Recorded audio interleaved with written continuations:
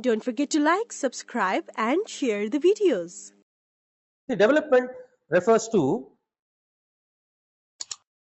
a goal-oriented administrative system, a goal-oriented, action-oriented administrative system. What is a development administration? A development administration is an action-oriented, goal-oriented system, which means it must have a preset, predetermined, well-defined goal and actions associated with the achievement of the goal. When that administration has a defined goal and a defined path for achieving the goal, then that administrative system can be called as a development administration system. That's what development administration refers to.